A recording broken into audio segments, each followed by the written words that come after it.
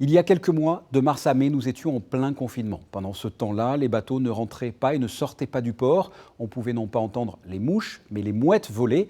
Nous sommes avec le président de la Société d'exploitation des ports de Monaco, la SEPM, Aleko Keceoglou. Bonsoir. Bonsoir. Depuis le déconfinement et maintenant l'été, quel est votre constat concernant les deux ports de Monaco? L'activité portuaire a repris? L'activité du port a commencé à reprendre. Nous avons bien sûr perdu deux événements déjà importants. Un, Oui. le Grand Prix avec toute son activité qui génère énormément de mouvements dans le port de Monaco. Absolument. Et pour l'instant, on n'a plus de bateaux de croisière qui viennent s'amarrer à la digue ou ancrer dans la baie. Nous aurons aussi, vous le savez, Le yacht nous show. avons perdu l'événement du yacht show qui Absolument. lui aussi génère beaucoup d'activités. Donc on reste avec notre activité de passage en sachant qu'à cause du confinement, nous avons étendu la période d'hivernage qui normalement se termine soit le 15 avril, soit la fin avril. Nous l'avons étendu jusqu'à la fin mai. Parce que les bateaux ne pouvaient pas bouger, donc Oui. on a étendu cette période. On ne pouvait pas les mettre dehors, oui, bien sûr. On ne pouvait pas les mettre dehors. Et puis petit à petit, l'activité a lentement commencé à reprendre. Oui, on peut dire qu'il y a désormais une activité, une vie dans le port de Monaco? Oui, absolument, absolument. Il y a une vie dans le port de Monaco, comme il y a une vie en principauté. Hein.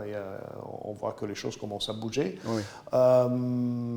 Il est clair que je ne peux pas vous dire qu'on a la même activité de l'année dernière. Ça serait un mensonge. On a une baisse, on a une petite baisse de fréquentation. Pour l'instant, c'est limité à 15-20%. J'espère que dans les prochaines semaines de l'été, on va pouvoir un peu rattraper ça. Alors vous allez me dire si je me trompe, mais j'ai l'impression que la crise sanitaire et le fait d'être resté enfermé a créé des vocations de marins avec beaucoup de personnes qui veulent passer le permis bateau et beaucoup de personnes qui veulent des places au port. Je me trompe? C'est vrai qu'il y a eu beaucoup de demandes pour passer le permis et on a toujours énormément de demandes pour avoir des places au port. Alors j'en profite pour vous dire que heureusement, notre port de Vintimille qui devait être fini et inauguré le 7 juillet, malheureusement lui aussi a pris du retard avec la crise, mais nous sommes confiants de pouvoir l'ouvrir le 15 octobre et donc de vraiment pouvoir mettre les premiers bateaux dans le port à partir du mois d'octobre. Et ça déjà, ça va nous faire un poumon très important pour notre clientèle. C'est une catastrophe, le fait qu'il n'y ait plus de bateaux de croisière. C'est vraiment important pour l'impact pour la SEPM? Alors, l'impact direct pour la SEPM est important, bien sûr. Ça fait plus ou moins 15% de notre chiffre d'affaires. C'est plus l'activité touristique, en fait, c'est peut-être la principauté. C'est plus l'impact sur l'économie de la principauté qui est fortement impactée. Parce que d'un côté, bien que la majorité de bateaux que nous acceptons, c'est les petits bateaux de grand luxe, eh bien, ces passagers-là peuvent dépenser beaucoup d'argent et dépensent beaucoup d'argent en principauté dans les magasins, dans les hôtels, dans les restaurants. Et aussi les bateaux, disons, où il y a plus de passagers, où il y a 2000, 3000 passagers, quand ils vont se balader dans les rues de la principauté, eux aussi font vivre les petits commerces, soit à la Condamine, soit sur le Rocher. Alors Monaco s'agrandit avec l'extension en mer, mais aussi avec ses ports. Vous êtes par exemple rentré dans le capital du port de Cap-d'Aille.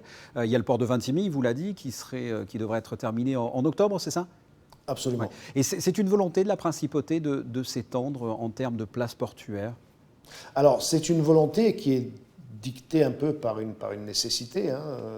Nous avons cruellement besoin de places pour les bateaux, surtout d'un point de vue d'attractivité pour la principauté, avec l'affluence de nouveaux résidents. Beaucoup de nouveaux résidents ont des bateaux et donc on doit pouvoir satisfaire leur demande d'avoir une place dans les ports de Monaco.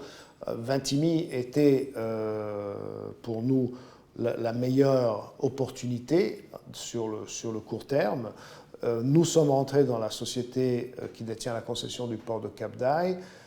Je vous rappelle que la concession du port de Cap-d'Aille se termine en 2027. Notre volonté était de mettre un pied dedans, bien comprendre le port de Cap-d'Aille, pour être en mesure de proposer le meilleur projet possible dans l'appel d'offres qui se fera en 2027 et on espère le gagner. On l'espère aussi. On change de sujet. On va parler de ski nautique, si vous le voulez bien, parce qu'à l'ECHO, vous êtes le président de la Fédération monégasque de ski nautique. Il y a une actualité, il y a des entraînements qui ont repris. Alors, tout à fait, les entraînements ont pu reprendre. Vous savez que notre lac est à Roquebrune-sur-Argence, en France. Oui. Nous avons pu recommencer l'activité à partir du 11 mai. Donc, on peut recommencer à s'entraîner. Et des compétitions en vue, peut-être? Alors, cette année, c'est une année blanche pour tout ce qui est championnat à titre. Donc, il n'y a pas de championnat d'Europe, il n'y a pas de championnat du monde. La France organise des championnats nationaux, mais ils sont très réduits. Pour l'instant, il y a quelques pays qui organisent très peu de compétitions en septembre et en octobre.